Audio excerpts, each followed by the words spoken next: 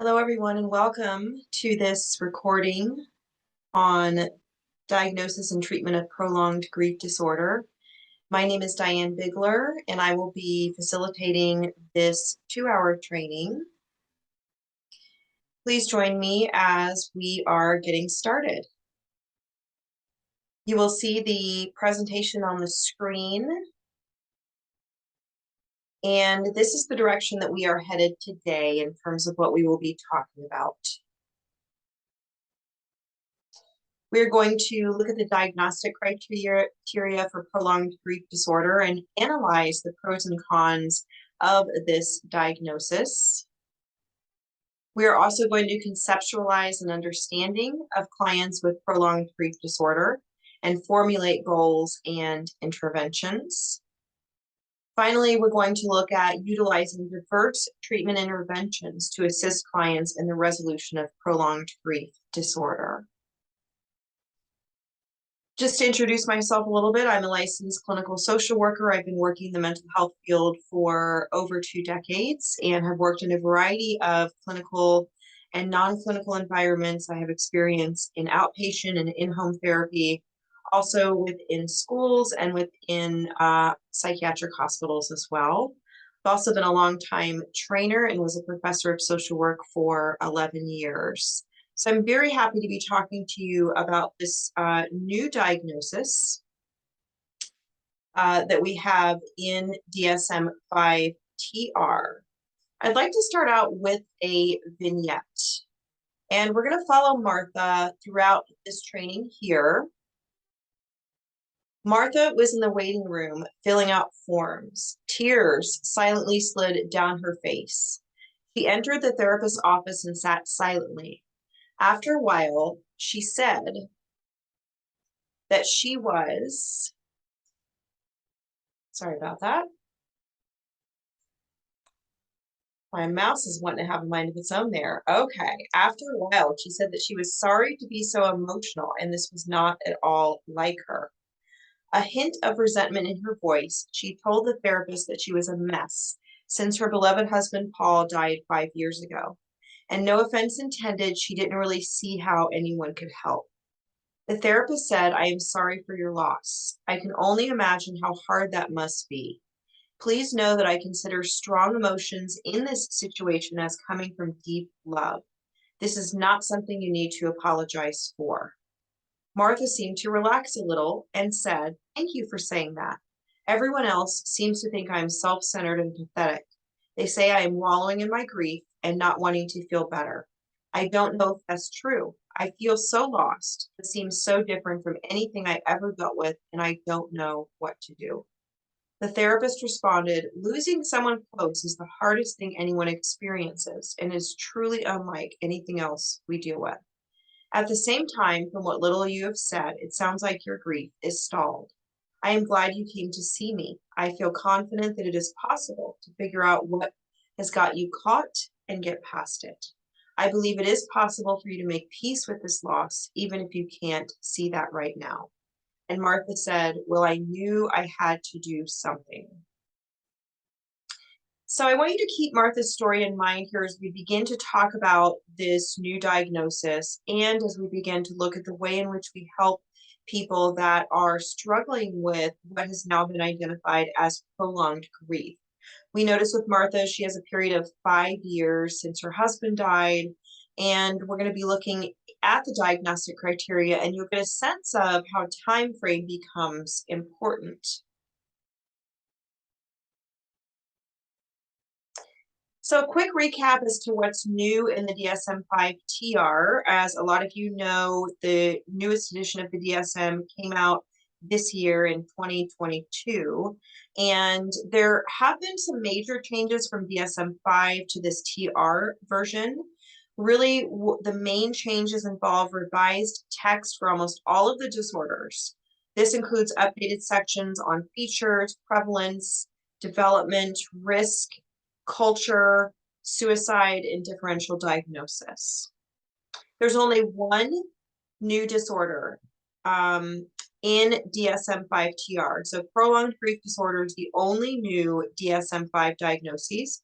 All the other diagnoses are still referred to as DSM-5 diagnoses, whereas prolonged grief disorder is a DSM-5 TR diagnosis. This new diagnosis falls under the trauma and related stressors section, if you remember that section of the DSM. We know also that the DSM has been moving towards pathologizing grief since the publication of the DSM. And so that has been something that the DSM committee has been really looking at for about 5 to 10 years, is looking at the prevalence of grief. What we know is that COVID has propelled the DSM committee to come together and say, probably need to have a diagnosis because we may be seeing people emerging from COVID that have this long-term grief or from other things going on in life. But COVID certainly propelled the DSM committee to really look at officially creating this new diagnosis. So prior to 2013, so when we had DSM-4 TR, so before we had DSM-5, if someone had depressive symptoms that met criteria for major depressive disorder, that they were grieving the death of a loved one, they would not meet criteria for the disorder. So this exclusion was removed in DSM-5. What this means is that prior to DSM-5, in DSM-4 TR, if a client was presenting with true grief symptoms, there was no grief diagnosis, so a clinician had to diagnose them with major depressive disorder. And so unfortunately, that exclusion was removed in DSM-5. So when DSM-5 came out, there was no longer this option to be able to give people this, what we called the bereavement exclusion, right? DSM-5 removed that. So in DSM-4 TR, you were allowed to give this bereavement exclusion, but it was removed in DSM-5, and clinicians were left wondering, well, now what do we do with clients that don't necessarily have MDD, but their symptoms are more grief oriented? So hence we have this new diagnosis. Okay, so you have the full diagnostic criteria in your handout packet. You did receive a handout packet that's associated with this training, and that DSM-5 TR diagnostic criteria is your first handout there. I've also included it on the screen here. There are 3 main criteria for this new diagnosis. Unlike some other diagnoses, this is not a very complicated or lengthy list of criteria. We have 3 main areas. The first is time, and this means that the death must have been at least 12 months ago. But for children and teens, it's 6 months ago. So age matters. So if you have a 16-year-old versus a 19-year-old, the time frame is going to matter according to the DSM. 2, there must be clinically significant yearning and longing for and preoccupation with thoughts or memories of the deceased person. And that is established by not only what the client tells you, but the information you gather. And we're going to talk more about how you gather that information here in a little bit. The bereaved person must have experienced 3 of these 8 symptoms daily in the past 30 days related to the death. And here are the 8 symptoms.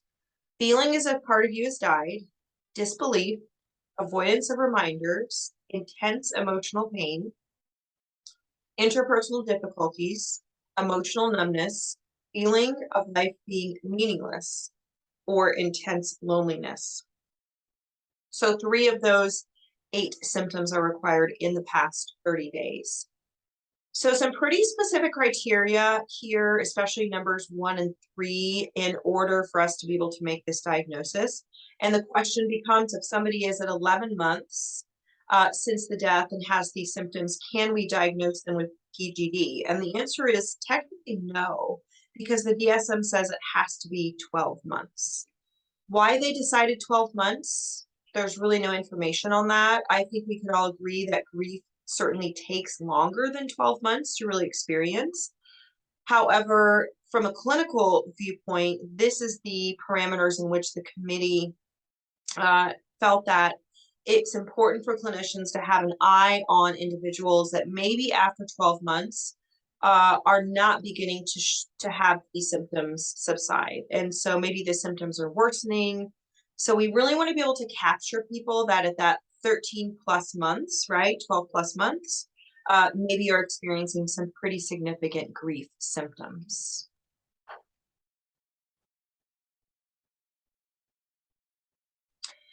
So I'm curious how you all feel about the new prolonged grief diagnosis. If you just want to reflect on this for a minute, you may have heard of this diagnosis.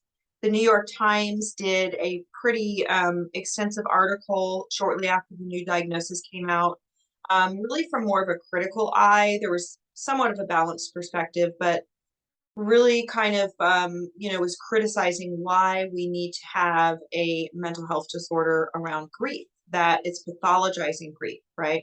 Proponents and supporters of the new diagnosis believe that it will allow clinicians, as I mentioned earlier, to be able to capture and help those clients that are presenting with actual grief and not for them to be misdiagnosed and mistreated if they're diagnosed with major depressive disorder, which is quite common. That somebody presents with grief symptoms, they look like depression, the client gets diagnosed with depression, and then they get treated with depression treatment, even though that's not what they need to be treated for, right? They need to be treated for and supported in their grief. So you may have some opinions about the prolonged grief diagnosis.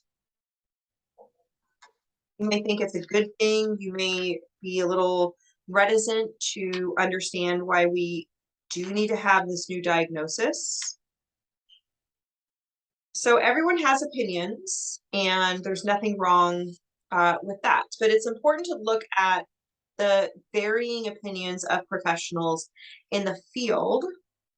So I'd like to introduce you to Dr. Kathy Shear at Columbia University. Dr. Kathy Shear has been instrumental in bringing this new diagnosis into the DSM, and she's been working in the area of grief for several decades and really is able to articulate the pros for this diagnosis as you see here. She says, "I am in favor of anything that helps people. The diagnosis will make it possible for therapists to bill for grief-related treatments without diagnosing their clients with a depressive disorder or PTSD, right? Which can also be a diagnosis that clinicians go to if there's no option for a grief diagnosis." So you're going to see Dr. Shear's name quite a bit because, again, she's very instrumental in the grief community and also specifically around this diagnosis in particular. We also have Joanne Cacciatore, who's also a professor at Arizona State University, and says, "I completely, utterly disagree that grief is a mental illness. When someone who is quite, quote unquote, an expert tells us we are disordered and we are feeling very vulnerable and overwhelmed, we no longer trust ourselves and our emotions. To me, that is an incredibly dangerous move and short-sighted." So just as with any new diagnosis that comes out in DSM, I remember when DSM-5 came out, we had a new diagnosis of hoarding disorder. That was a very controversial new diagnosis because some people were in favor of it, other people were not in favor of it. So this is pretty typical that you see that there's going to be varying opinions on a new diagnosis in particular. I think as clinicians, it's probably best for us to view it from both viewpoints, that it has certainly advantages, but also if a diagnosis is overused or not used appropriately, it can be a negative thing sometimes for some clients.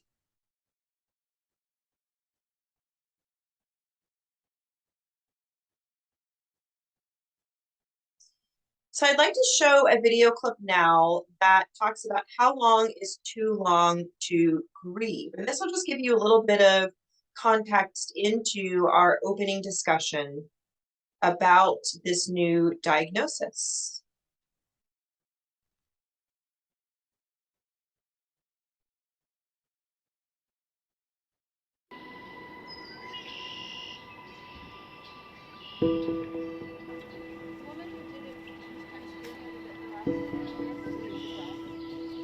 coming up on 11 years next week that she passed away. So this time of year, I get triggered. Yeah. End of June is when my mom died. Oh, is that right? I'm sorry for that. Every person on this hike in Toronto has lost someone they love. Yeah. You feel like you're in an altered universe. You really do. It's a shock. It all sucks. Oh, it all sucks. Grief is a journey, and people take different paths. But can someone be grieving for too long? I'm not ready to go through that yet, to look at it. No, it took me a very long time. The American Psychiatric Association recently said, yes, people can now be diagnosed with prolonged grief disorder. Even among psychiatrists, it's highly controversial. You shouldn't get a mental disorder diagnosis because you grieve for someone you love for more than 12 months. This isn't about attaching labels to people. Ultimately, at the end of the day, what we're trying to figure out is who can we help and how can we help them? And recognizing this disorder is a step in the right direction. Researchers insist prolonged grief disorder applies to a small group of people who are experiencing intense distress for at least a year after the loss of their loved one. But others argue this disorder is medicalizing and even stigmatizing normal human emotions.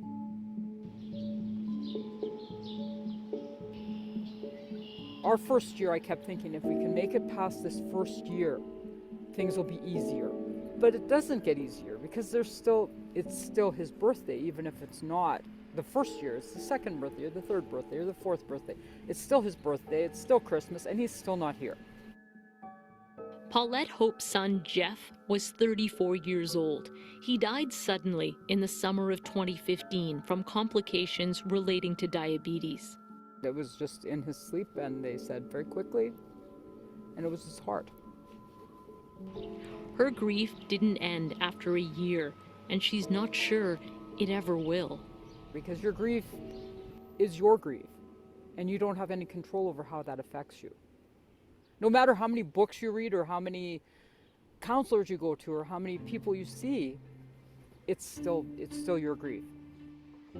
This is a debate that stretches for decades. Dr. David Greitzer is a psychiatrist at the Centre for Addiction and Mental Health in Toronto. This is the new version, which is DSM-5-TR. This is the first update in 9 years. Prolonged grief disorder has now been added to psychiatry's big book, the Diagnostic Statistical Manual, or DSM. It's a collection of disorders and descriptions. Researchers estimate prolonged grief affects roughly 10% of people who are grieving, putting them at risk of poor physical health, shortened life expectancy, and suicide. Some people might have a major loss and they're back at work after a month, and others might not. And there's no right or wrong. But there is clearly something a little different when people have struggled more than a year and they're not functional, which is what this disorder is about. Treatments can include targeted psychotherapy and medication, which can now be covered under insurance. A diagnosis that works very well in the hands of experts can be an absolute disaster when it hits the real world. Distress is part of the human condition. Dr. Alan Francis is a psychiatrist and professor at Duke University. And some of them will definitely need and benefit greatly from psychotherapy. Talking about the grief is usually the best way of coming to terms with it rather than hiding it. But he thinks drug companies will benefit more from this diagnosis than those who are grieving. For them to be told, oh, you're mentally ill, and most often you need a medication, is, I think, disgraceful in terms of disrespecting the love that they felt for the person who's lost. I lost my husband and my future, like pretty much in about a second. Justine Silver's husband, Stuart, was only 44 years old when he died in 2011. He was throwing up, which is a sign of anything. We thought, and as we were talking about, like, should we take him to, a family doctor or whatnot, he died, like, in the middle of our conversation.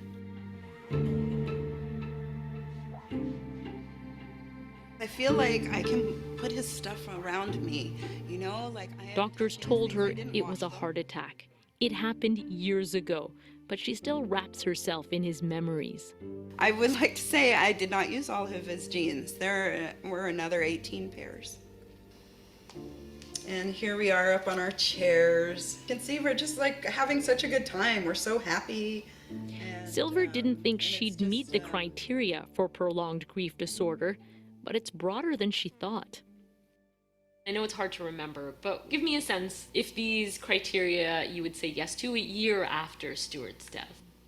Intense yearning, longing for the deceased person. Yes. And preoccupation with thoughts or memories of the deceased person. I'm going to say, of course. Intense emotional pain, anger, bitterness, sorrow related to the death. Can I say duh? Like, of course you're having all those things. But they're a normal reaction. The biggest fear I have of someone being given that diagnosis is that they'll feel like something's wrong with them. They'll feel like they're not grieving right, that their experience isn't normal. We tend to be really death denying, and we want people to get over the grief quickly. So I think there's an opportunity for education as well. Kathy Kitely is a bereavement counselor and educator. She feels the prolonged grief diagnosis can help a select group of people. But most people who've lost someone need our patience. They can't be pushed to be okay or move on from their loss. It is necessary to feel the pain, and that pain can be all over the map. Anger, frustration, guilt, sadness, remorse, many different feelings, but they have to be experienced.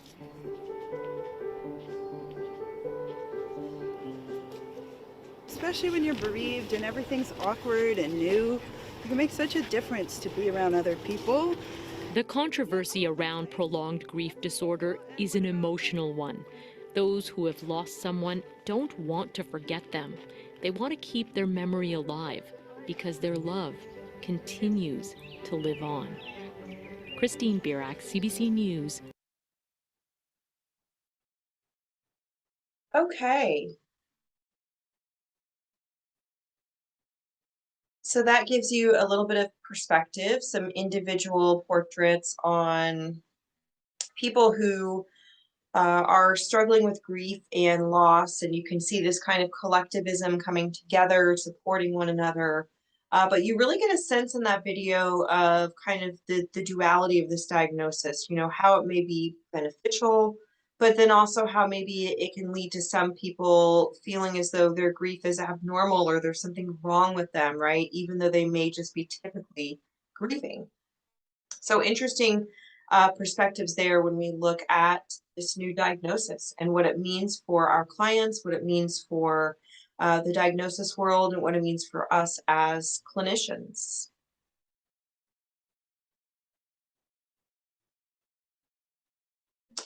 So as I mentioned, COVID was really almost like the gasoline that was poured on the fire of should we have a new grief diagnosis, right? And COVID just came along and like that fire got really huge, right? So in June 2020, there was a letter to psychiatry research that issued an early warning that increased rates of prolonged grief may be expected, considering the circumstances of many COVID-related deaths. Symptoms of prolonged grief are typically elevated when deaths are unexpected. So traditional grief rituals such as saying goodbye, funerals are absent, and that social support, the physical social support, is lacking. Think about that during COVID especially. I don't think not so much now because a lot of things have opened back up, but think back to June of 2020 and really when COVID was beginning and at its peak, everything shut down, and that included being able to go say goodbye to people that were passing away and being able to have rituals, burial rituals. We know older adults were hit hard by COVID as well and lost a lot of those social constructs, right?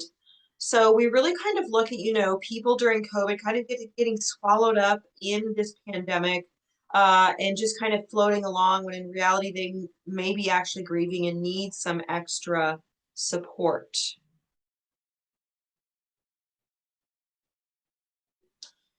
If you can't process the permanence of the loss, it is difficult to move forward. So especially if there are cultural, religious, spiritual viewpoints on death and burial and death and dying that are not able to be adhered to, that can be very difficult for surviving loved ones.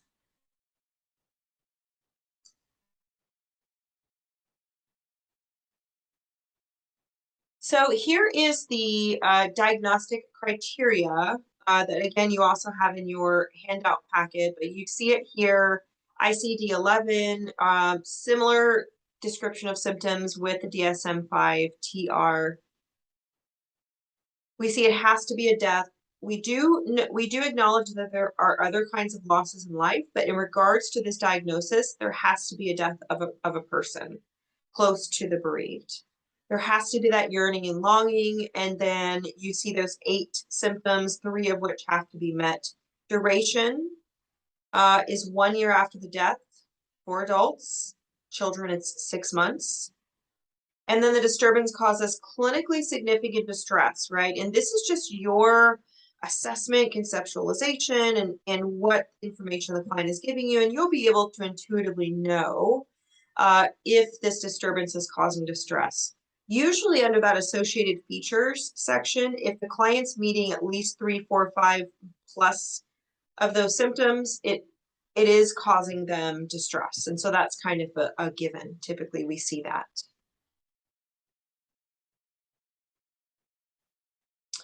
So we have Dr. Shear again, who says that prolonged grief disorder, when the early, intense, and all-encompassing grief that takes over your whole life keeps taking over your whole life. Now, as we know with grief, there is this kind of, obviously this peak. It's very, very, very strong, and it can remain that way for a while. And then it starts to begin, as you can see my hand, maybe kind of gradually coming back down over a period of time, right? And there's this habituation back into a level of normalcy, a level of, adjustment to life without this person. But with prolonged grief, we see that the person experiences this high grief and it stays up there. It stays at that intense level, right? It doesn't begin to abate over a period of time, specifically 6 or 12 months, depending on the age of the client. So 7% of those who experience grief will develop prolonged grief. Kind of like with trauma, we know that not everybody that's exposed to trauma develops PTSD. Actually, most people exposed to trauma do not develop PTSD. Same principle applies to grief. So somebody can experience the death of loved ones, but not experience prolonged grief or meet the criteria for prolonged grief disorder. Prolonged grief is different than uncomplicated or typical grief. So as I just gave that description of, this peak of grief, it's so intense, and then with time and support and other resources, the person starts to return and acclimate back into life, right? But prolonged grief is where we see the difference, right, between these 2 types of grief. Keep in mind that it may present as major depressive disorder or PTSD. So we want to make sure that we are engaging in differential diagnosis. That now that we have this diagnosis option where we did not before, that we are really considering it. If you are meeting with a client that has had a death in their life and is reporting some symptoms.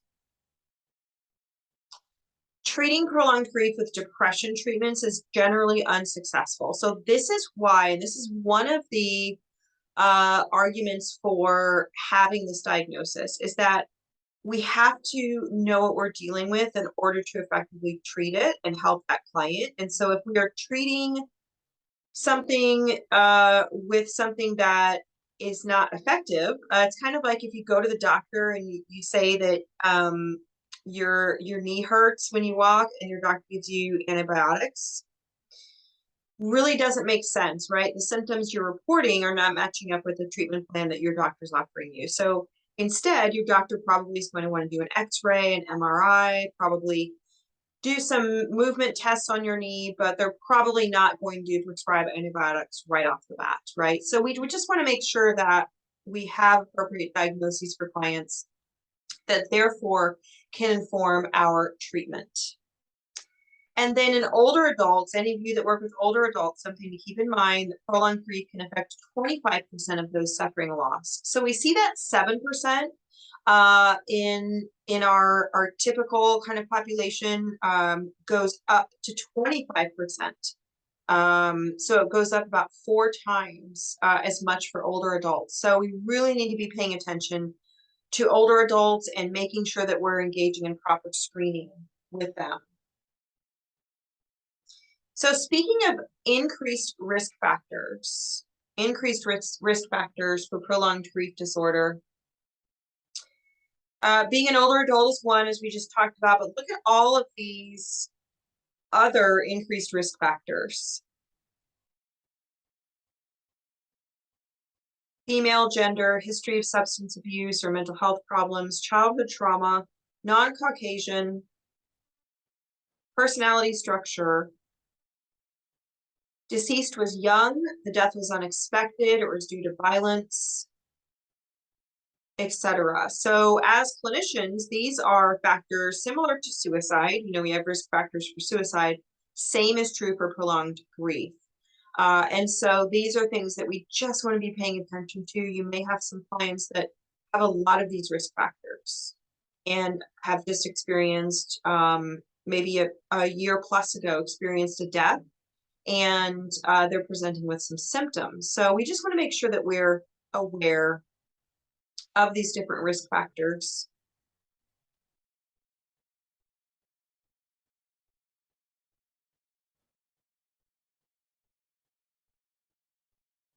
So how do we conceptualize prolonged grief disorder, right? Conceptualization, for those that don't know, is when the clinician takes all of the information that they've gathered and then they create a formulation in their mind, right? So I'll give you a great analogy to this. So for anybody that's a fan of the show Chopped, right, on the Food Network, the premise of this show is a competition cooking show, 4 chefs, there's 3 rounds, and each round has a basket of mystery ingredients. These are 4 ingredients. They are not known to the contestants until they open their baskets when it's time to start cooking. So these can be totally random ingredients that don't go together. Sometimes they throw in some really awful ingredients like pig's feet and, fried crickets, just anything you can imagine, right? So when the chefs are given the basket and they open the basket, right, they have to immediately in their minds, with all of their training experience, they have to look at these ingredients and they have to put together a plan. How do these ingredients go together? How can I make them go together, right? How can I make them complement each other? So immediately, usually within about 5 to 10 seconds, the chefs are off and running. They're going to get their ingredients and they have conceptualized what dish they are going to make and how they are going to use the ingredients. So the ingredients in front of them would be similar to like an assessment. When we do an assessment with a client, we gather information, right? Just like these chefs have the information in front of them of what their 4 ingredients are. The conceptualization happens when the therapist, like the chef, takes that information in front of them and then says, how do I make sense of this? What am I going to do with this? And how am I putting this all together, right? So that's what conceptualization is. So as clinicians, we want to get a sense from our clients experiencing prolonged grief, especially, we want to get a sense of their thoughts, their feelings, and their behaviors. So with prolonged grief, some of the most common thoughts that your clients will be experiencing are the ones that you see here, right? Blaming themselves, ruminating, feeling hopeless, catastrophizing, and then this isolation anxiety, right? If I go out in public and get upset, everybody will stare at me. So I'm just going to stay at home. That's the thought. Then we get to the feelings, right? People may feel hopeless. They may feel numb. Yearning, remember that yearning is a big part of this new diagnosis. Anger, sadness, mistrust, and regret. Then we have behaviors, which is what people actually do, usually based on their thoughts and feelings. Excessive avoidance, social withdrawal, substance use, lack of care, preoccupation with the deceased, which is another one of those diagnostic indicators here in this new diagnosis. So as a clinician, I'm going to be gathering as much of this information as I can about my clients, their thoughts, their feelings, and their behaviors around grief.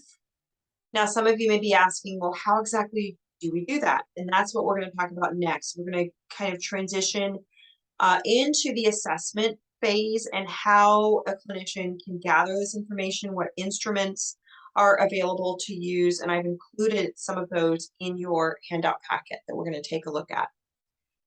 Before we do that, let's go back to Martha. This is the client who we are going to be following in this training. So Martha experienced intense acute grief when her husband Paul died.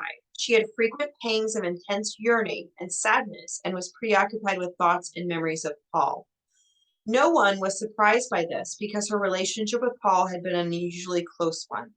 Martha also had difficulty sleeping and little interest in socializing, going to work, or doing anything she used to consider fun. She ruminated about how unfair it was for Paul to die, how everyone failed him, the doctors, God, and even she failed him. She tried to avoid doing anything that made her miss him more, including spending time with her own children. As time went on, these symptoms did not subside and increasingly interfered with her functioning. Others lost patience with her. Her daughters told her that they had lost their mother as well as their father. Her boss kept her on the payroll because of her long history of outstanding work, though she regularly called in sick and was inattentive and distracted when she did show up.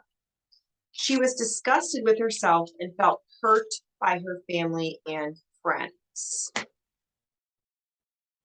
So this gives us a little bit of a better picture of Martha, and I'm just going to go back to our list here. And we can check off a lot of these indicators under the thoughts, feelings, and behaviors categories for Martha when we look at the application of this diagnosis to our clients, right? And this is our job, is really to figure out what are the pieces of this client's puzzle, what are their core symptomology that they're experiencing. I am a classically trained CBT therapist. That's kind of the modality I've been most trained in. And that really leads off into a lot of other modalities, which is nice. But one of the ways that I was trained as a CBT therapist was to create columns, just like what you see on the screen here. So thoughts, feelings, behaviors in my own notes so that I can begin to categorize within my clients what are their thoughts, what are their feelings, and what are their behaviors. Then I have a better picture of what's going on with them and how best to be able to start helping them. So with Martha, we definitely see that she has quite a few of these symptoms. She has some of the thoughts, right? How she failed him. She's angry at God, right? She feels God failed him. You also see she has feelings of the yearning, right? She's withdrawing from people. And then also, her behaviors of she's not as productive at work. Her family relationships are strained because she is so preoccupied with the loss of her husband that was 5 years ago.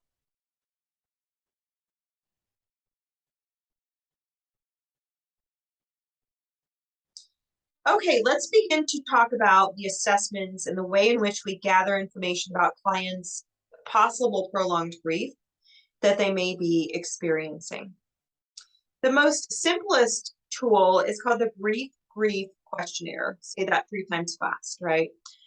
This is really a simple tool, 5 questions that you see on the screen here. We have the scale of 0 up to 2. And then these 5 questions. How much trouble are you having accepting the death? How much does grief interfere with your life? Are you having troublesome or preoccupying images or thoughts of Paul? Are there things that you used to do when Paul was alive that you don't feel comfortable doing anymore that you avoid? How much are you feeling cut off or distant from other people since Paul died? So for example, these are questions we would ask Martha, right? And would probably give us a lot of that information we saw in the previous slide. So these are those great starting questions to be able to engage your clients in conversations to begin to see if you are heading down the road of a prolonged grief diagnosis. I also want to draw your attention to a few other assessments in your handout packet. If you take a look at your handouts, we're going to look at the ICG and the YSL. So the first one is the ICG, which is the Inventory for Complicated Grief, and you have this in your handout packet. This also has a scale of never to always. And this is how the client feels right now. So we want to ask them questions such as, or have them fill this out. I think about this person so much that it's hard for me to do the things I normally do. And I'm just going to pick a few of these to read. I'm not going to read all 19. I feel myself longing for the person who died. I go out of my way, this is number 12. I go out of my way to avoid reminders of the person who died. Number 17, I feel bitter over this person's death. And number 19, I feel lonely a great deal of the time ever since they died. Then you have your scoring at the bottom just to give you as a clinician an indication of where this person is falling. Also keep in mind that complicated grief is the old term that we use that is now being replaced by prolonged grief. So we don't yet have questionnaires that are specific to the term prolonged grief because it is a very new diagnosis this year. I imagine we'll see those assessments start to emerge here in the next probably year or so. In the meantime, this inventory for complicated grief basically captures the same information that you're wanting to get to see if the person meets this prolonged grief diagnosis.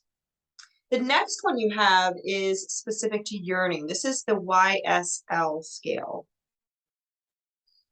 This also has a scale of 1 to 5 and has 21 questions. This scale focuses primarily on yearning. So because yearning is one of those main diagnostic criteria in PGD, prolonged grief disorder, we really want to get a sense of the level to which the client is yearning. So these questions address that. These questions ask, really kind of assess, you know, what the level of yearning is the client may have. So really interesting questions. Some of these are a little similar to the ones we just looked at on the ICG, but there's also some different ones here that are very useful.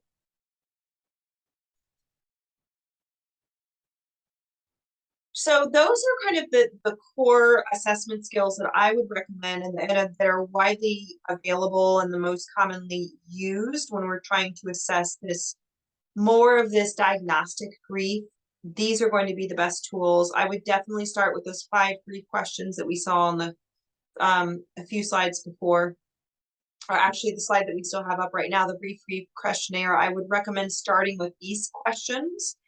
And then depending on how the client answers, going to one of these other tools that we just looked at here.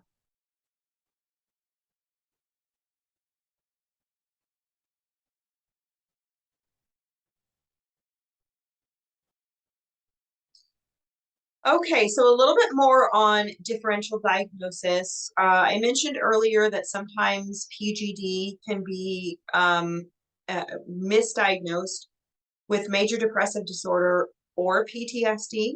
So this is a good chart because it gives you this side-by-side comparison of how PGD is different than MDD. Similar symptoms, but they are different disorders and they don't always present in exactly the same ways, right? So we typically see that the core features of prolonged grief disorder are this loss and yearning, right? Thoughts and memories of the deceased. Typically with MDD, we see the core features are dysphoria and anhedonia. And as you know, anhedonia is the loss of pleasure or interest in normal activities. which is really at the crux of depression. Also, dysphoria. So we typically see with grief, with prolonged grief disorder, that there's these painful waves triggered by reminders. So a scent, a song, a date on the calendar, right? That there's these painful waves where it's very debilitating to the person. Typically with depression, it's this continual persistent, whereas with grief, we see it's like these like sudden upsurges of grief. We call those SUGs, FYI. Sudden upsurges or uptakes of grief are called SUGs. We also have guilt. Guilt can, as you saw with Martha, can be very pronounced with prolonged grief disorder. Typically centers on deeds done or not done in relation to the deceased. So I should have done this, I should not have done this, if I'd only done this sooner, et cetera, et cetera. Whereas with depression, we see it more tied to feelings of worthlessness or being undeserving. So the guilt stems from a kind of different reasons with grief. Psychomotor changes. With PGD, we see that they're rarely intense, persistent, or pervasive. Although with depression, we typically see that it's pretty intense and persistent. It's pretty present in that person's life on a regular basis. Timing. We have timing difference, at least 6 months in ICD or 12 months in DSM. Depression can be diagnosed at any time, right? Anytime a client meets the criteria. And then suicidal ideation. Oftentimes with prolonged grief, it is a desire to join the deceased. And that's usually what we find the motivation is. With depression, we typically find that suicidality is associated with worthlessness or feeling like the person is a burden to others. So what did you learn on this slide between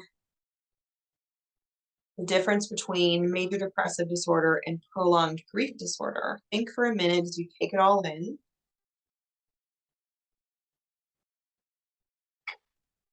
What's helpful in differentiating the two disorders?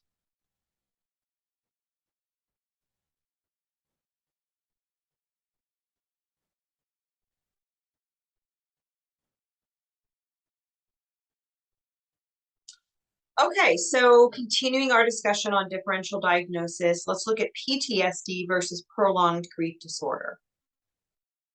So typically with PTSD, we see that it's a psychological reaction to a traumatic event. It's not loss or person specific. So, as you know, with PTSD, there has to be some exposure to trauma, and that can take many different forms. So there's an association of trauma with PTSD, but not necessarily grief.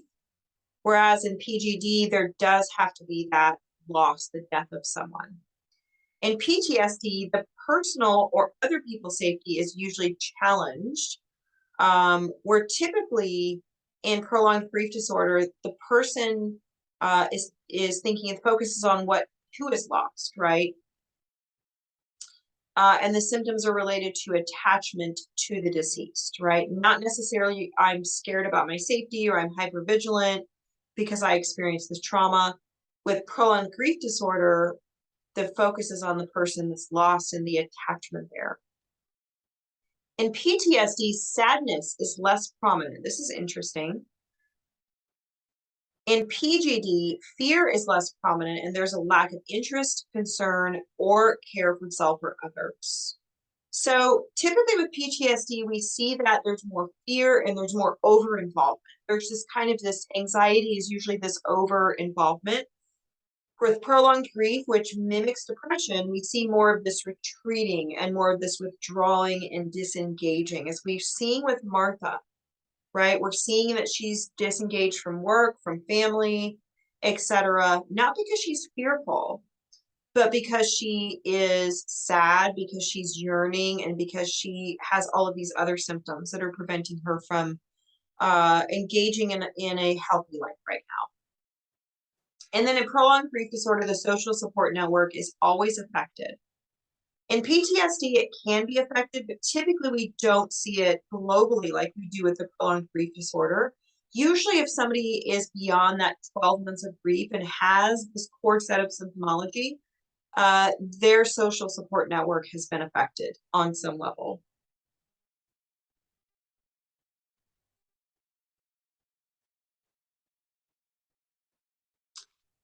Okay, let's look at Martha's core symptoms. So this is, again, we're coming from the framework of if you're the clinician and you're meeting with Martha, you want to be able to formulate what her core symptomology is. So we know that she avoids places where she's afraid that she'll miss Paul too much. So this is where we see that withdrawal and this retreat. Since his death, she's refused to go to the hospital. She visits the cemetery infrequently. She wishes that she would have died with Paul. That is that suicidality that is more of, I want to join my loved one rather than I feel worthless. I feel like I'm a burden to other people. It's more of longing and the yearning is what is creating the suicidality with prolonged grief. She sometimes skips meals or forgets to take medicine. She's not lost her faith. And it's really one of those protective factors that is keeping her from taking her life. She's lost faith in God, though, however. She doesn't know what good it's going to be to attend church, and she doesn't know or understand what kind of God would allow Paul to die when people who are bad continue to live. So Martha's struggling on a lot of different levels here, right? You see the thought, if you go back to our 3 columns earlier, you see the thought symptomology, you see the emotion symptomology, and you see the behavior symptomology here with Martha.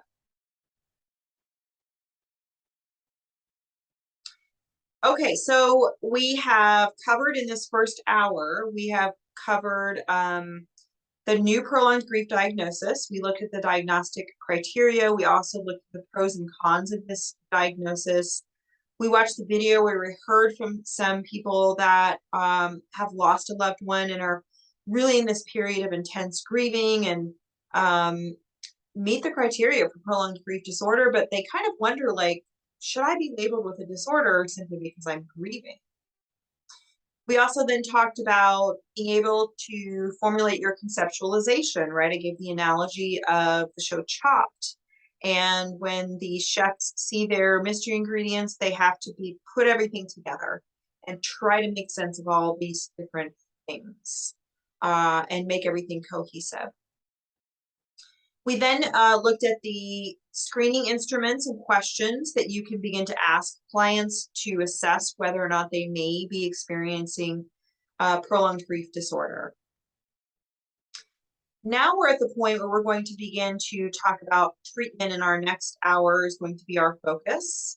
And there are some pretty specific goals of prolonged grief treatment, and I definitely encourage you to keep this slide in mind, because if you are looking for treatment goals, which I think, especially if you work in managed care, but I think, good practice in any psychotherapy realm is the creation of treatment goals, right? Because that's really the roadmap for where the client wants to be and then how we're going to work together to arrive at that destination of what their goals are. So having solid and sound treatment goals are very important. And with this being a new diagnosis, I don't know if there's a lot of goal language out there around prolonged grief. So I found some of these that I pulled from literature on complicated grief. Remember, that's kind of the old term before we had this diagnosis. And so this is a good list here just to be able to use as a reference if you do find yourself having clients that are meeting criteria for PGD diagnosis. And you're wondering kind of what should the treatment goals be, right? Here are some suggestions. To decrease the frequency, duration, and intensity of grief symptoms, to allow the patient to experience negative emotions and release them, prompt the patient to consider and savor positive emotions, instill in the patient a healthy, enduring connection with the deceased, and decrease rumination on the deceased.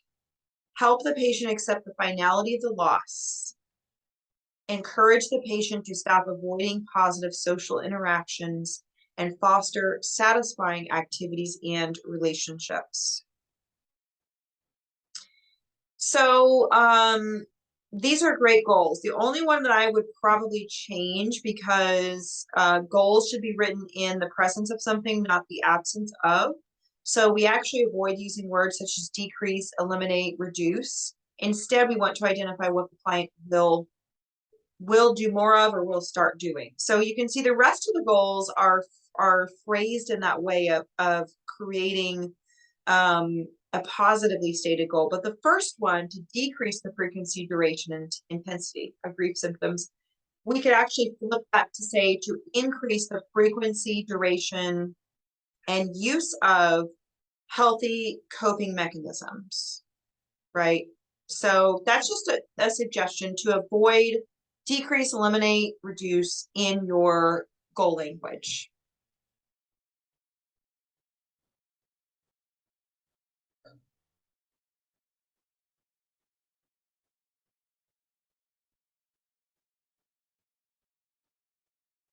So let's talk now about treatment of prolonged grief disorder. Let's look specifically at some of the different ways in which we as clinicians help target some of those goals that we just looked at and some of the ways in which we do this. And we're going to look at these different approaches, kind of touch on each of these here in the rest of our training. The first one is psychoeducation, and I can't stress this enough, how important it is to be able to provide clients with psychoeducation on grief, on this new diagnosis, you know, on your conceptualization of what you're seeing in them.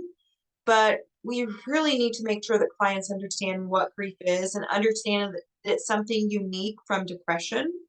And we also want to normalize that, right? And validate, as we heard the counselor do with Martha in our opening slide, right? She was really good at validating Martha, normalizing what she was feeling, not making her feel like, oh, you have this prolonged grief disorder. So psychoeducation is the foundation, right? Kind of like building a house. You can't build a house without a foundation. So we can't go on to the interventions if the client doesn't understand grief and if they don't understand kind of how the grief cycle works. The other really popular way to approach complicated grief, or what is now prolonged grief disorder, is with the use of CBT, right? Cognitive behavioral therapy, which pretty much has application to so many different areas of life. Doesn't mean CBT is perfect. It certainly has its limitations, but we know that it offers a lot, especially if you remember those 3 columns, the thoughts, feelings, and behaviors.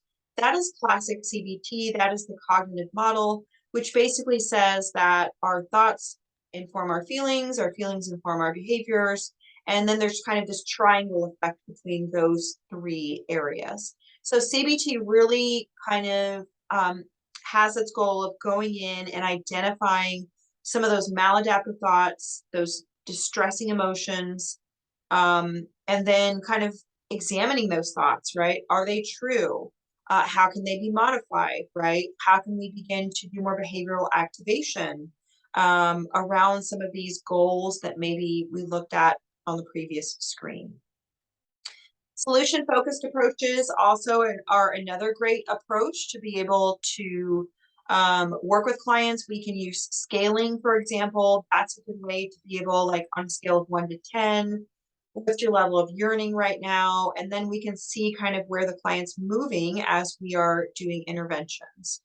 Solution-focused approaches, unlike CBT and some other approaches, focus more on the solutions and what is possible rather than identifying problems or maladaptive cognitions. So it's just a different way to view clients and approach clients. The language is very different and it can be very useful around grief areas.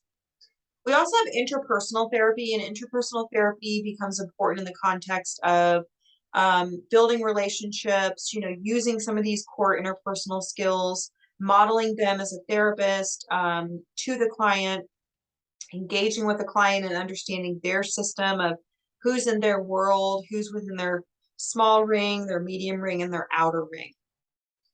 Growing around grief and healing milestones, we'll actually be talking about here a little bit in this training. So we'll talk more about what those mean specifically.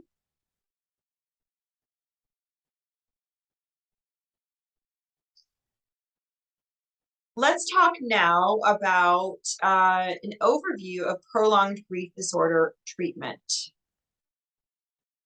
And this will just give us an idea of how we begin to organize and disseminate treatment for prolonged grief disorder. We know there's this introductory phase, right? This is where the clinician is gathering information and is developing that formulation, which is also called the conceptualization, that can explain the complicated grief, right, or the prolonged grief in this person. So what this means is that you have created a formulation on this client to the level that you can articulate it to your supervisor, and you can also articulate it back to the client. So you can give feedback to them how you put everything together that they have shared with you. You also want to establish a sense of companionship with your client. And this is going to be based on a lot of, for example, like Rogerian humanistic approaches, looking at Carl Rogers' kind of trinity of accurate empathy, unconditional positive regard, and genuineness. So accurate empathy means being appropriately empathetic, not overly empathetic, but not non-empathetic. Genuineness is being authentic, being who you are, bringing yourself into the room as a clinician and bringing your skills and being authentic and real with clients. And then unconditional positive regard means that you regard this client as one who has dignity and worth and who is worth helping, right? It doesn't mean that you agree with all their choices, but that you believe that they have inherent dignity and worth.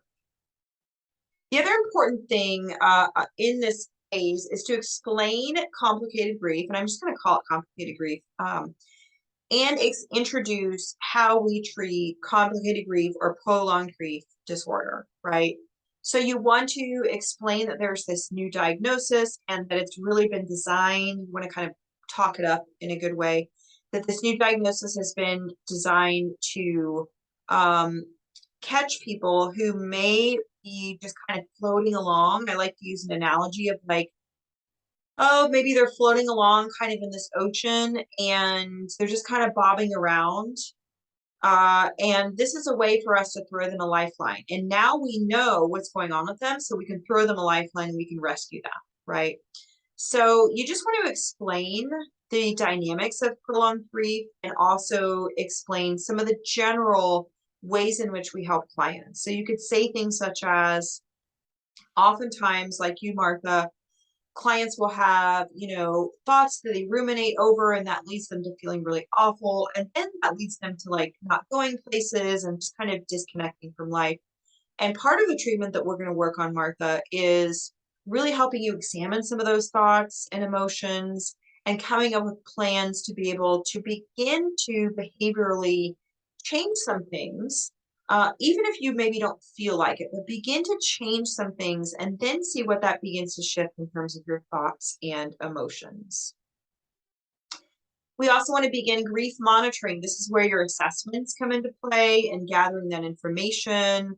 You always want to make sure with prolonged grief disorder that you are assessing for suicide. That's really important. Make sure you include that in all of your prolonged grief assessment processes.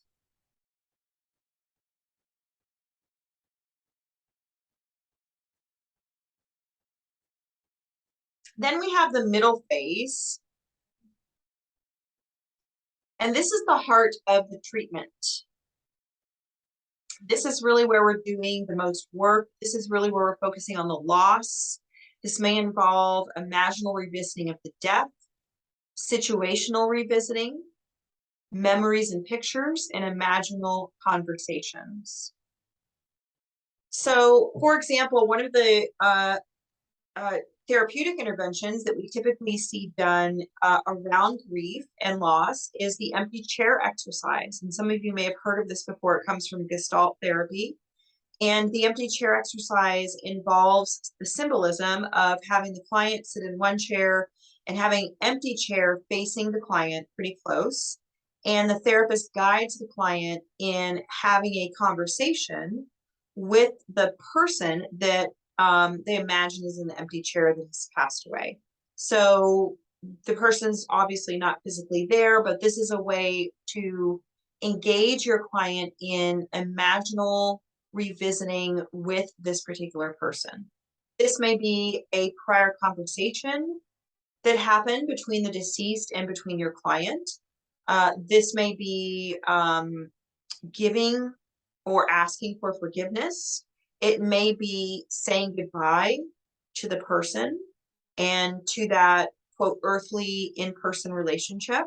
There can be a lot of goals that are identified that the empty chair exercise can be used for, right? So that would be kind of this imaginal conversation, right? Letter writing, artwork, this is where we see like expressive arts being very useful. You don't have to be an art therapist or a play therapist to be able to use expressive mediums to try to get your clients to focus on the loss and begin to heal from that loss. Also in the middle phase, we focus on restoration. So after we've spent time on the loss, we then transition into this restoration phase. And this is really where the therapist guides the client on what their plans are, what their aspirations are. So the goals are no longer just coming out of the grief or surviving day to day. The goals now really become quality of life, reintegration into life, self-care, re-engaging with others. So with Martha, we can imagine this would be, her re-engaging with her family, re-engaging with work, going back to the cemetery, getting more back involved in her church again, but, really looking at the ways in which clients want to begin to reintegrate because they have withdrawn from life and now we need to help them reintegrate. We can't just help them with the loss and then say, see you later, good luck. We really have to work with them on this restoration. And interestingly enough, this is also a phase that is common in trauma treatment. So typically in like our traditional trauma treatment, we have these phases. We have the introductory phase, which is the psychoeducation and the assessment, goal setting. Then we have the middle phase, which is the trauma work. But the other part of kind of the middle phase and the last phase in trauma work is this restoration focus, right? Because just like with grief, with trauma and PTSD, people really are disconnected from life and have a lot of challenges. And their life is probably not lined up with their values, which for a lot of people, having congruence with your values and your actual life is important. And so the restoration phase is really important when we look at grief, when we look at trauma, all of these different areas. Then, of course, we have the termination phase, and this is the transition to ongoing life. This is really looking at the future, processing thoughts and emotions about ending therapy and setting, the client on a path to be successful. Relapse prevention could be worked into here, especially if you have clients that have a substance abuse history and, you want to make sure that they have a really strong relapse prevention plan, or they know when they're maybe starting to slip and can begin to recognize that and reach out for some help. So typically this is going to be the process by which we're going to be providing prolonged grief treatment.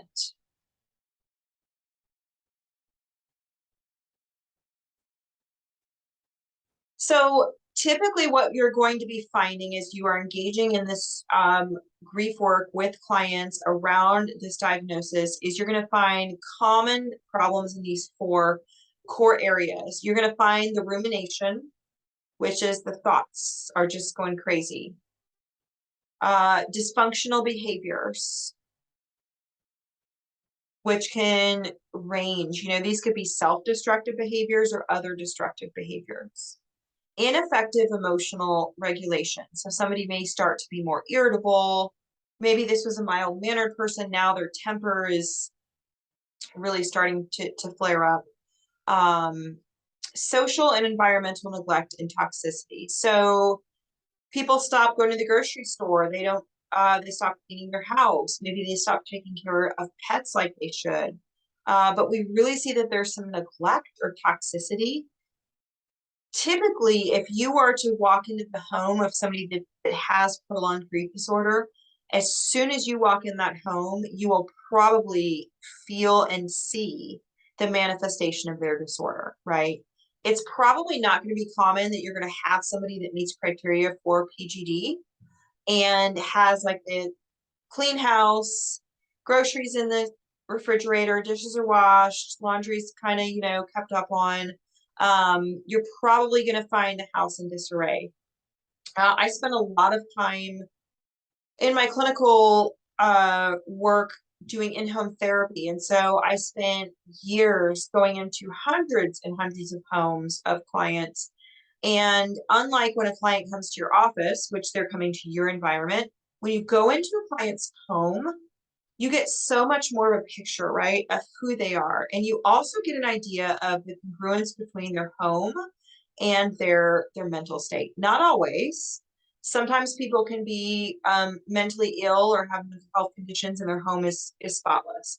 But typically what I would find is that people that were really on this higher end of struggling with something, it manifested in their home, right? It was cluttered or dirty or, they were not keeping up on kind of the daily household activities as we imagine people typically do. So we really look at just being able to assess all of these 4 key areas, which are going to be the main areas that you're going to be focusing on in your treatment. So the first area of work of how you're going to be working with clients in terms of your clinical strategies and procedures is you're first going to be, as we broke it up earlier into these 2 sections, focusing on the loss and the work around the loss, and then focusing on the work around restoration. So we know around loss that we can do things and have the clients do things such as grief monitoring. All of those things we talked about earlier, right? The memories and the pictures, conversations. Grief is storied. Grief is storied, and that means that behind everybody's grief experience, they have stories, they have memories, they have emotions, they have maybe unfinished business. But this is the heart of what we do in the loss work, is we really focus on helping the client have a different relationship with the loss and with the person that they've lost. Going through this process, and we can also use mediums such as narrative therapy, which that was not one that I had on my list of different approaches, but narrative therapy is one of the best approaches to looking at helping people heal around loss and grief. We also have the restoration phase or procedures that we engage with clients. And again, these are those values, the aspirations, relationships, etc. Situational revisiting. We can now help the client associate good memories with their lost loved one rather than just the negative, difficult emotions. Maybe you all listening to this webinar have lost somebody close to you, and when you think of that person, maybe it makes you sad, as is very understandable, and miss them. But maybe you also think of a good memory that you had with this person, a moment in time, or a special quality that they had that you appreciated about them, right? I know I do when I think of people that I've lost. I think about those special memories, the qualities that I miss about them, lessons I learned from them, etc. So these are important for us as clinicians to be able to bring out in our clients.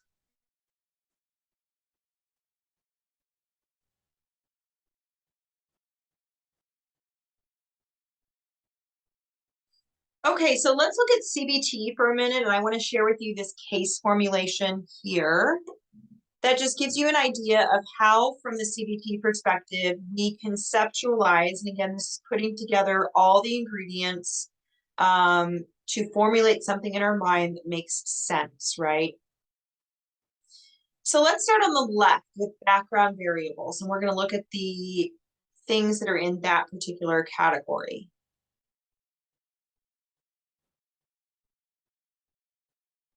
We have individual vulnerability factors. So these are pre-existing beliefs, intellectual abilities. So really looking at, what are the background vulnerable factors that the client may have before the loss? Because the more of those that there are, the more of a chance the client will experience prolonged grief. We also look at characteristics of the loss event. So features of the relationship with the deceased. So what was the type of loss? Was it a violent, unexpected death? Was it a long illness, etc.? What was the relationship with the deceased? Was the person close? Were they not close? Was there unfinished business? Was there an estrangement? And then finally, characteristics of the loss sequelae, which is reactions of the social environment and secondary losses. So after somebody has lost a person, after somebody has died, there can be secondary losses. That could be like the loss of home due to loss of income. It could be the loss of the social circle because the person that died was the main connector to all of the friends. So we really want to look at, what are the repercussions of those secondary losses? So based on these background variables, then we have the core processes. And this is from that CBT perspective of thoughts, feelings, and behaviors, right? So at the top, you see poor integration of separation with existing autobiographical knowledge.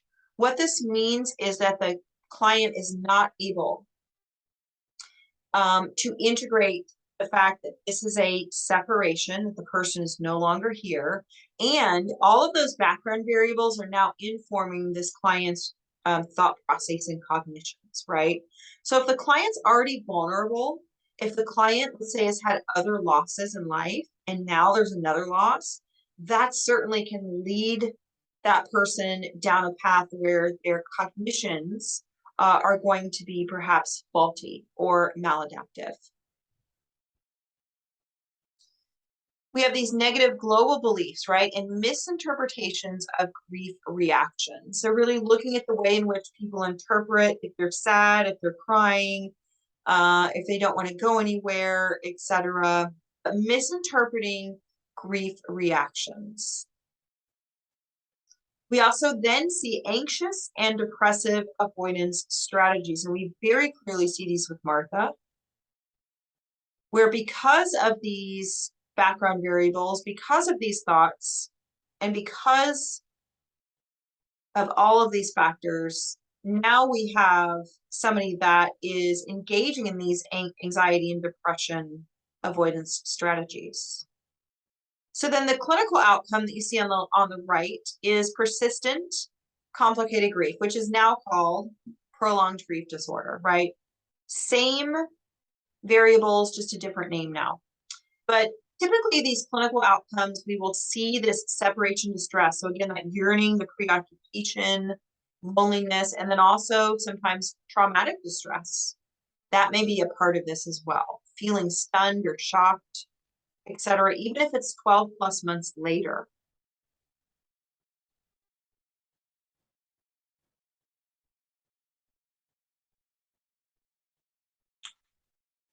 So typically, and again, here's some good treatment goals, especially if you're going in the CBT direction. The broad goals of CBT are to identify the patient's maladaptive or unhelpful thoughts, right?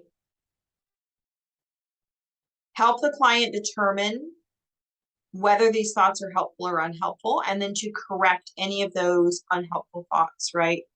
To pull back some perspective, right? This is what the CBT therapist does, is they help the client put things in perspective and really logically evaluate this thought versus emotionally being connected to it and believing it's true.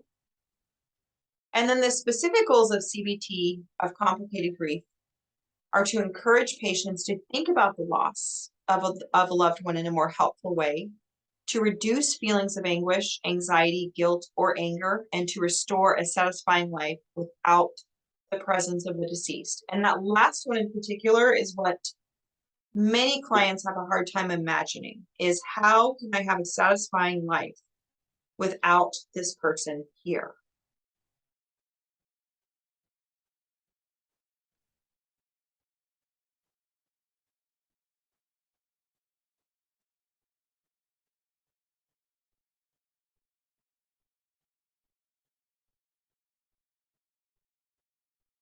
Okay, so let's talk about psychoeducation and that preliminary formulation. We're going to go back to Martha.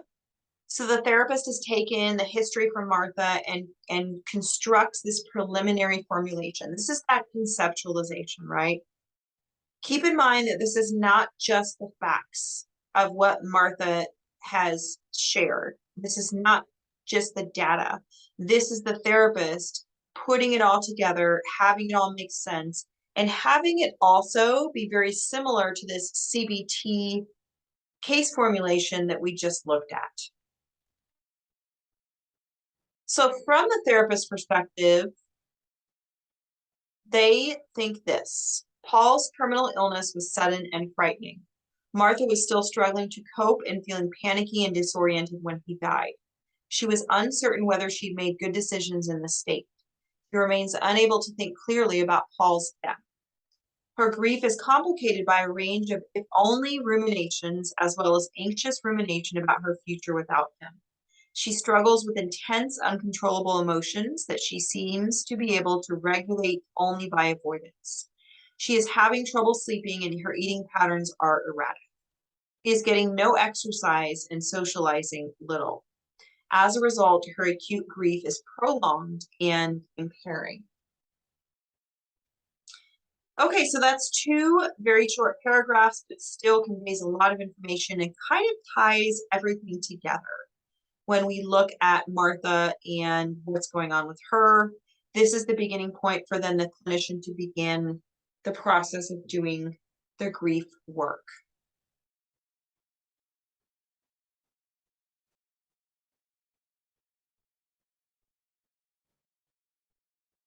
So what are some general interventions that we typically see associated with prolonged grief or complicated grief treatment? As I mentioned, that information about grief is going to be very important. Use of a grief monitoring diary, involving a significant other, facilitating that optimal interpersonal functioning, working on personal goals and self-care, revisiting the story of the death, its implications and consequences, revisiting places and activities that are avoided, working with memories and pictures, imaginal conversations, psychological impediments to grief progress, such as targeting those thoughts, feelings, and behaviors,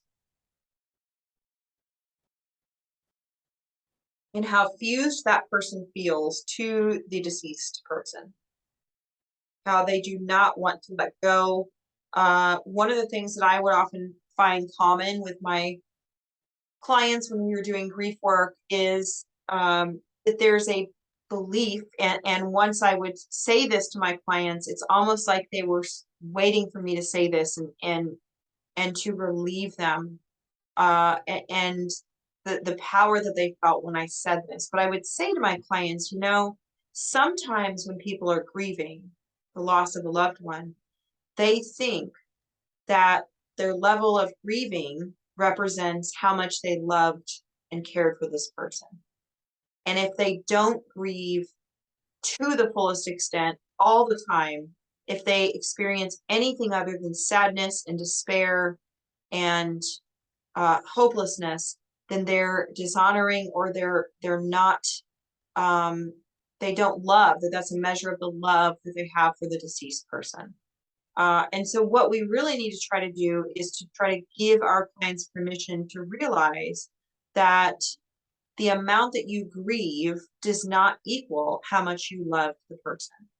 So people are not required to grieve to the point that they are suffering and their life is being impeded simply to feel as though they're demonstrating, well, I love this person, and so that means that my grief just has to go on and on and on and on, right?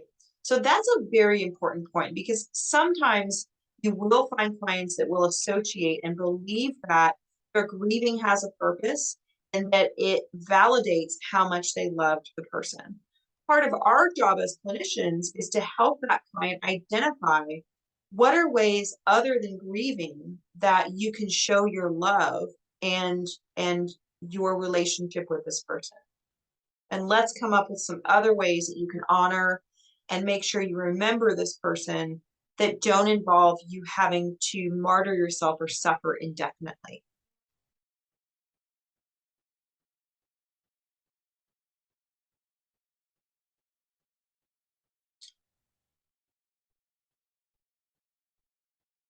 Okay, so I mentioned earlier that one of the approaches that we take in doing some work around prolonged grief are solution-focused questions. And I really like the approach of solution-focused therapy with grief, because as you can see with these questions, some of these questions are so very important to ask. For example, how will you get through the rest of the day? How have you kept going so far? What else helps? What were the happiest times with Paul? What is happening now that you want to go on happening? What can you do to keep the memory of Paul alive? And what would Paul want for you now?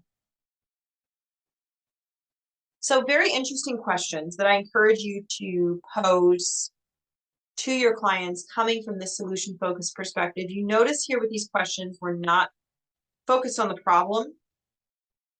There's no mention in any of these questions about symptoms, about problems, about negative thoughts. There's no questions about maladaptive or unhealthy behaviors.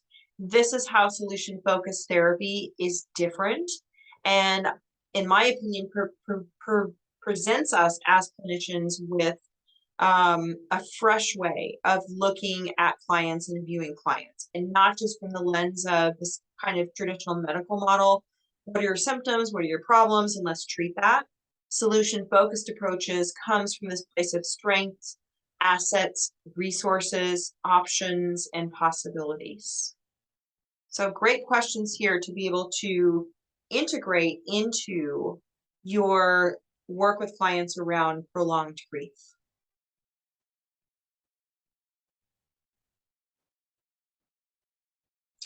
So let's look at some of the exercises that Martha did. And this actually, just want to mention that this case study comes from Dr. Kathy Shear's work. You remember we talked about her earlier. She's been very instrumental in this new prolonged grief diagnosis becoming a reality. And so she wrote about this case study on Martha.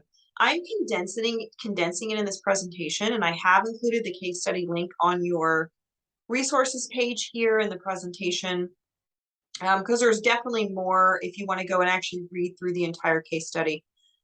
But this was the work of Dr. Kathy Shear and what she's been doing with clients in recent years around what was known as complicated grief, right? And the strategies that we've been using now for a few decades around complicated grief. So some of the things that Martha did was look at pictures of Paul. She spent time in the rooms of her home, time with her kids, going out with friends, going to restaurants that she and Paul liked to frequent, going to visit Paul's coworkers, visiting the hospital where Paul died, listening to Paul's favorite music, and disposing of his personal items. Now, I want to emphasize these did not all happen at once. I think that would be ridiculous, a ridiculous expectation. These are things that happened over time in the course of therapy. This is, having a supportive therapist and starting with smaller things and then working up to some of the bigger things, right? We may start with some pictures, maybe spending time with her children or the people she's most comfortable with at first, and then we can work up to some of the other things here. But you get an idea of how much clients need to activate themselves, right? That this work here, the things that you're seeing on the screen, this is not just talking about feelings and thoughts in therapy. This is actually setting up these things with the client and encouraging them to engage in these things, right? You see all of these sentences start with a verb: looking, spending, going, visiting, disposing, listening. So these are things that if people want to be able to move through their prolonged grief, they're going to have to do things that help move them through that grief, right? Simply sitting and talking in therapy about their thoughts and feelings and how much they miss this person is not, it's therapeutic, but that's not going to treat or alleviate or remediate prolonged grief to the level that we need it to be, right? To where the person maybe 6 months or a year from now no longer meets the diagnostic criteria, which is our goal.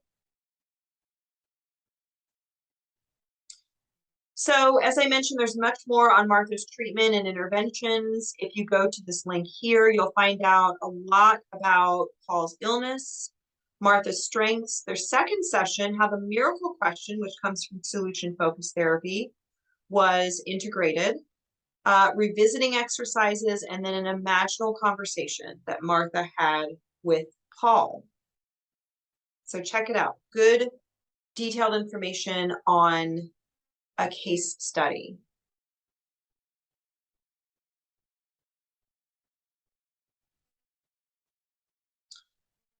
There are additional treatment options as well, and I think I've mentioned a few of these, such as art therapy, narrative therapy. There's different approaches other than the ones that we've touched on here.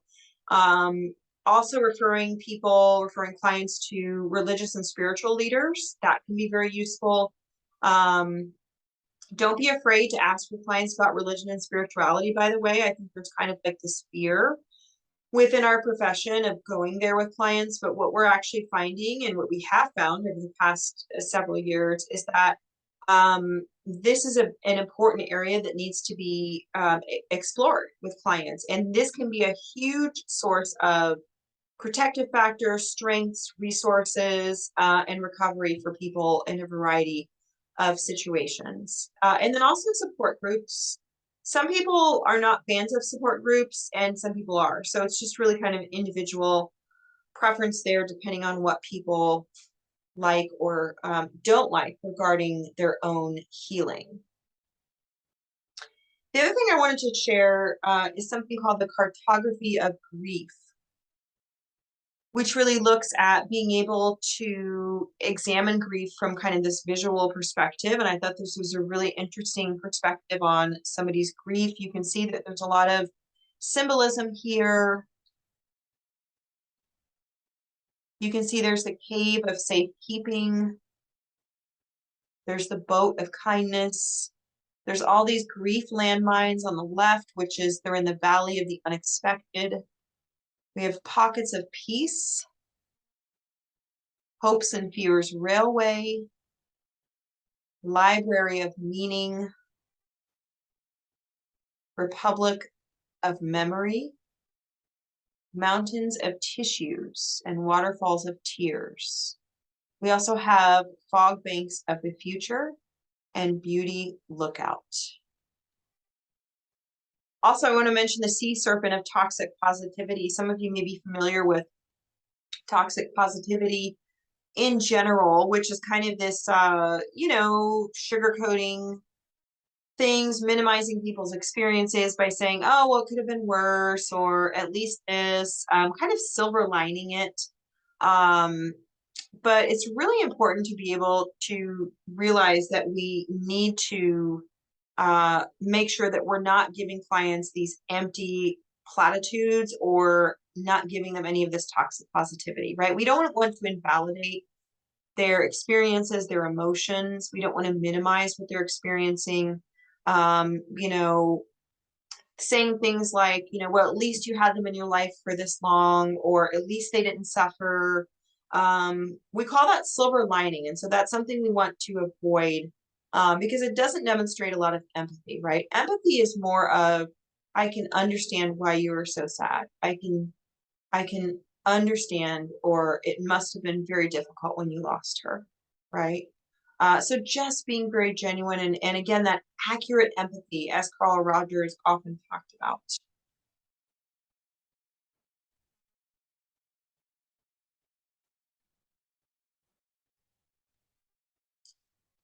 We're going to watch some video clips here in a few minutes, depending on how many we have time for. I think we'll have time for 2 of them. Before we do that, I want to talk about healing milestones, and you'll actually find this handout in your handout packet. We're going to talk about derailers and healers. Derailers and healers. So I'm just going to read kind of what's off of this handout here. This comes from the Center for Complicated Grief, which is a great resource to have as a clinician and to give to clients. So we grieve naturally and we adapt naturally after we experience difficult loss. However, this process is neither simple nor predictable, and people struggle to know what to expect. Grief is complex and has no rules. You may ask yourself whether you're doing it right and wonder whether your grief is going the way it should. Grief does not occur in stages of denial, anger, bargaining, depression, and acceptance. There are milestones you can encourage and derailers you can watch out for. So let's start with the derailers, which are actually on the second page. So if you turn to the next page, you'll see derailers. And these are common derailers that we just want to educate clients on. Again, this is part of that psychoeducation, right? And what I like about the healing milestones is that it provides some validation of the derailers and also offers the healers, which we're going to talk about next.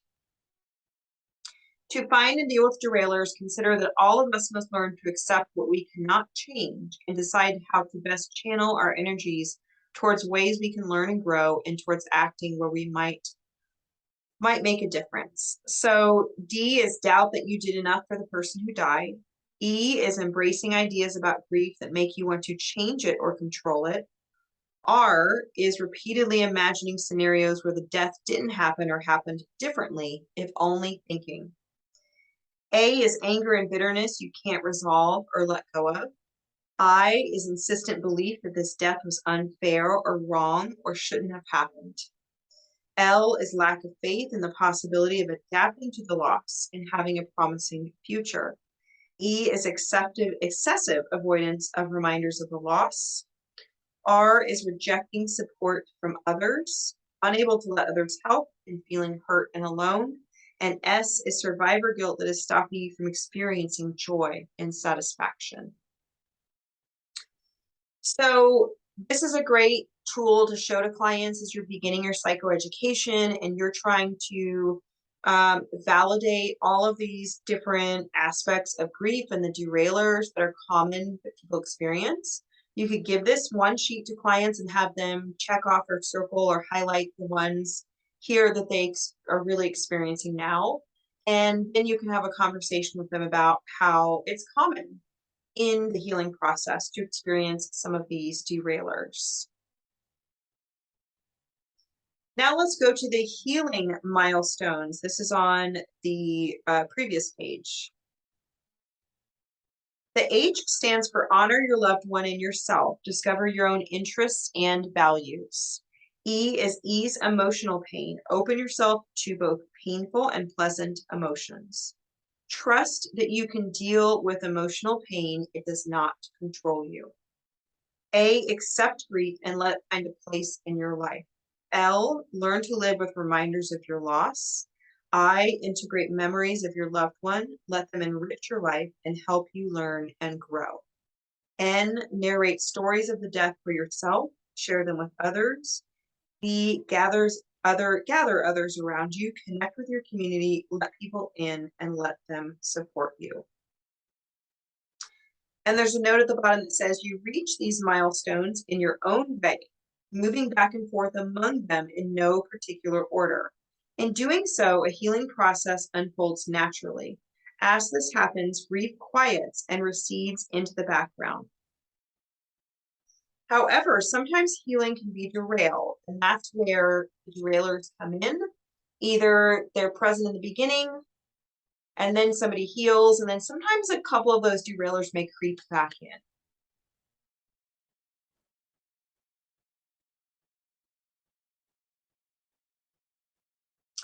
Typically, clinicians guide the client through the 7 healing milestones in 16 sessions. It allows the therapist to help facilitate the adaptation to loss and elicit any stuck points. So which of those healing milestones is the client really stuck on? Which ones are the most difficult for them right now to be able to grasp onto or move towards? And those become kind of our treatment goals. And these are the different milestones, right? Understanding grief, managing emotions, seeing a promising future, strengthening relationships, narrating the story of the death, learning to live with reminders, and connecting with memories of the person who died. For more information on the derailers and healers, just go to the Complicated Grief website. So growing around grief, you actually have a handout on this, and I really like this quote here by Christine Kane. It says, sometimes when you're in a dark place, you think you've been buried, but you've actually been planted, right? So we think everything's over, yet people can find growth and can find joy again in their life. This is an interesting story in your handout on growing around grief. This came from a woman who had lost her child. The woman's child had died some years before. At this time, she said grief had overwhelmed her totally, filling every part of her life, awake and asleep. She drew a picture with a circle to represent her life and shading to indicate her grief. It was all consuming, as you can see with the picture on the right. She had thought that as time went by, the grief would shrink and become neatly encapsulated in her life in a small and manageable way. She was realistic enough to imagine that it would not go away entirely. But what happened was different. The grief stayed just as big, but her life grew around it. There were times, anniversaries, or moments which reminded her of her child when she functioned or couldn't function entirely from out of the shaded circle in her life, and her grief felt just as intense as it ever had. But more and more, she was able to experience life in a larger circle of her life. What helps some people is that it reduces our expectation that our grief should largely go away. Often we have a sense of disloyalty to the deceased about carrying on with our lives, and we get stuck or feel held back. That's what I was talking about earlier, giving clients permission to be able to experience joy, happiness, fun, connections, life. That is still valuable. It does not mean that they're dishonoring your loved one.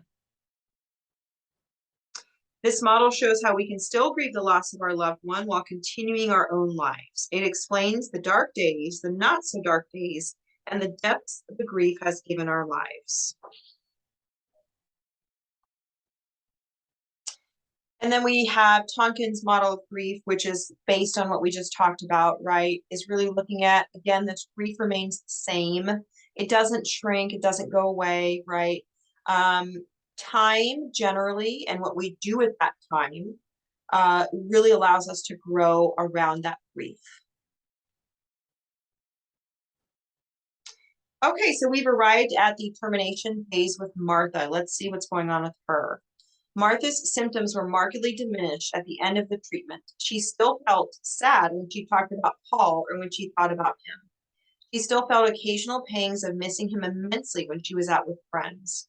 But she was going out regularly with her friends and had several successful dinners with old friends who were couples.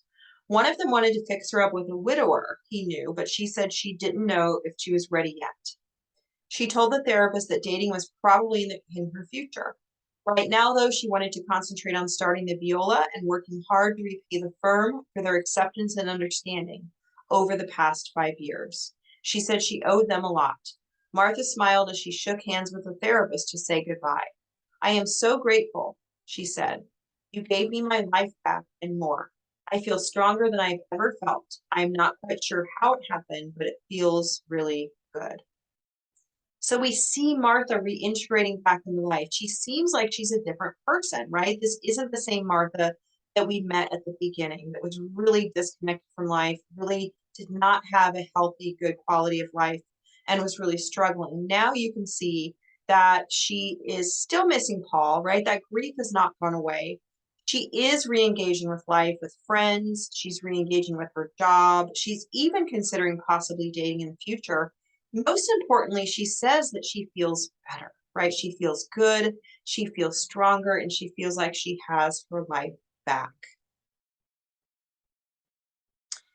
So some of your last handouts before we go to our last video clip, you have a goodbye letter, which is a good tool to be able to use with clients. Again, this is kind of that imaginal exercise here. The next handout you have is grief sentence completion. And these would be done like in that middle phase of the treatment, right? When we're focused on kind of the loss, processing of the loss, the grief sentence completion. You also have self-compassion exercises. Self-compassion is really important in the context of grief, especially prolonged grief. So you have some self-compassion exercises here, which will help people relieve themselves of that perceived, sense of responsibility and guilt and shame that they feel.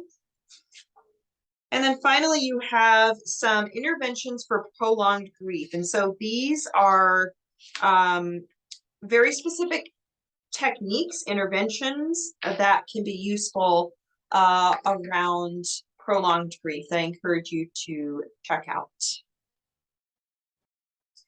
Okay, now I'd like to show you this video clip here. You'll be seeing an interaction between a mother who has lost a child and a counselor. And so I'd like you to just listen to the change and what you hear.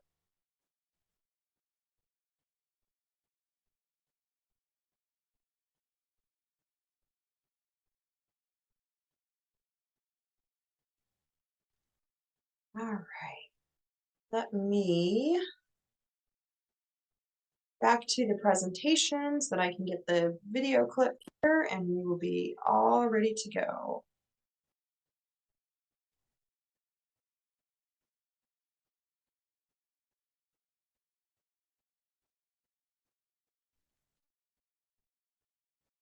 One quick second as I pull up this video.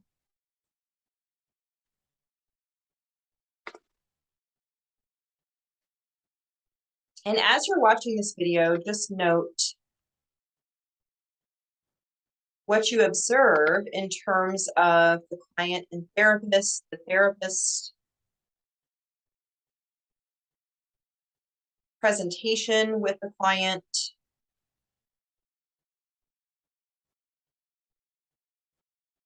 Let me get back to the share screen and we will be in business.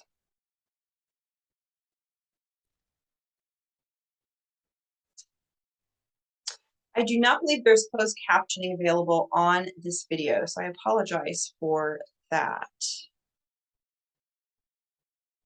Hi, Shauna. It's nice to meet you. You mentioned on the phone that you wanted to come in today because your internist suggested that you talk to someone about coping with the death of your daughter, Keisha. Yeah. Such a tragedy. I want to let you know that I'm so sorry. May I start by just asking you, how have you been feeling the past few weeks? I'm numb. Keisha died. over a year ago. And she was my everything. She's my life. I'm not feeling like myself. Every day I think about how much I miss her. You know? It hurts. It physically hurts. There's these waves of pain. Keisha was a real friend to me. She was, as she got older, we did everything together. She's my best friend. Yeah, I just felt like I was the luckiest woman in the world, you know, to have such a close relationship with my daughter. Sometimes it's like she's still in the room. She's still there, but she's like just out of reach.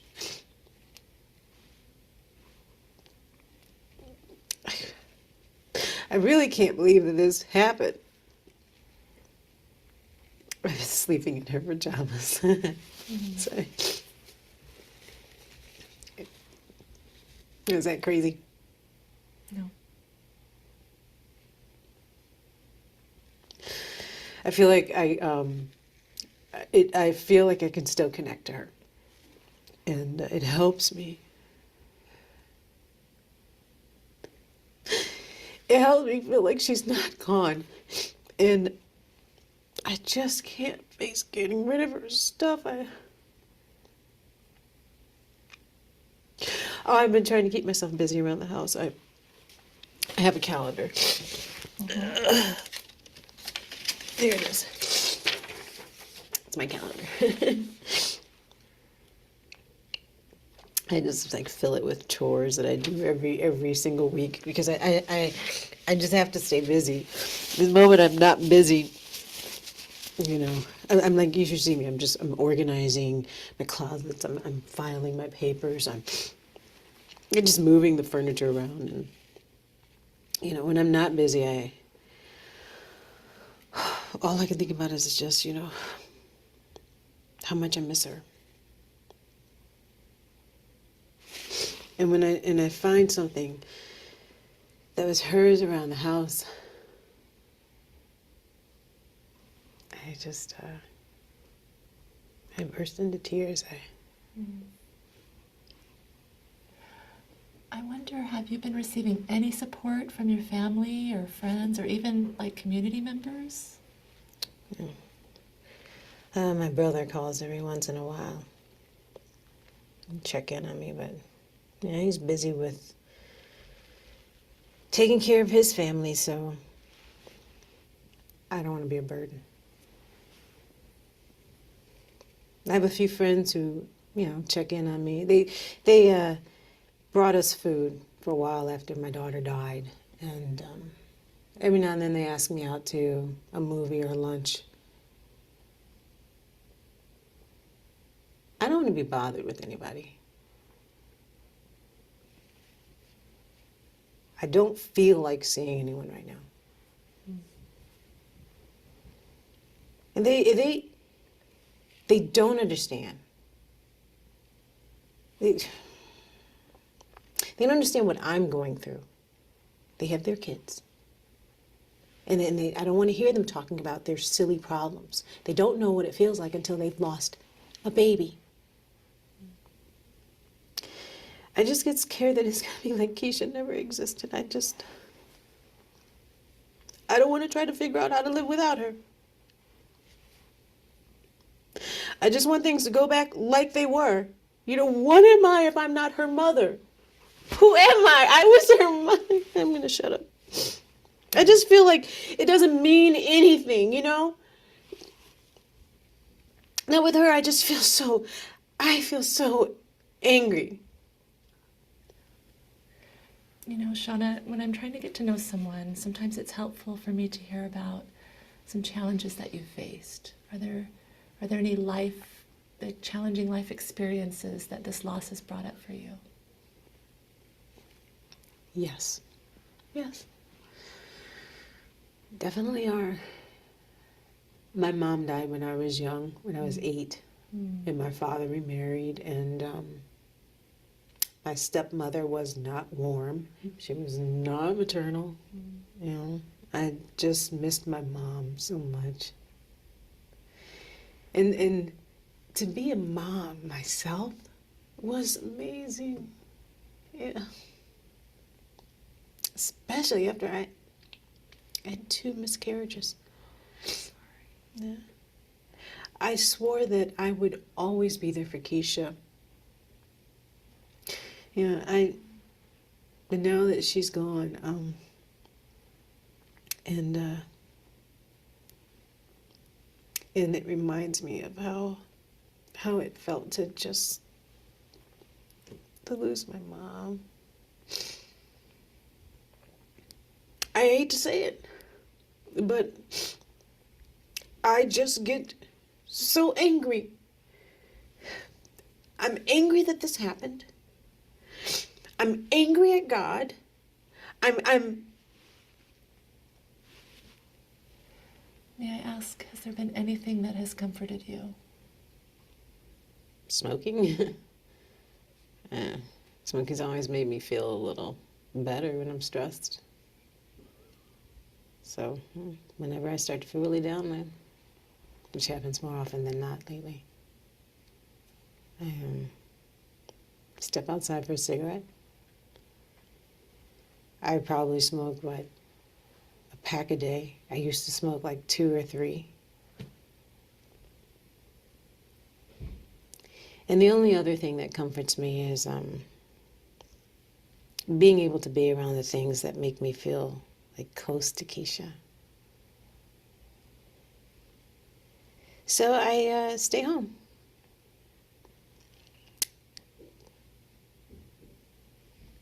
Going any of the places we used to go together, even shopping, it just makes me feel sad. I feel useless. Yeah. It's like I lost a part of myself. I don't see how life could ever get back to normal.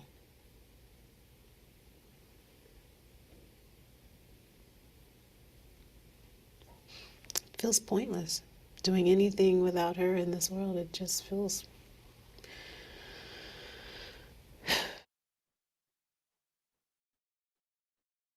Okay, so this is a great site here because there are many videos on prolonged grief disorder. There's a widower, a widow, etc. So I encourage you to check this site out, watch those videos if those interest you.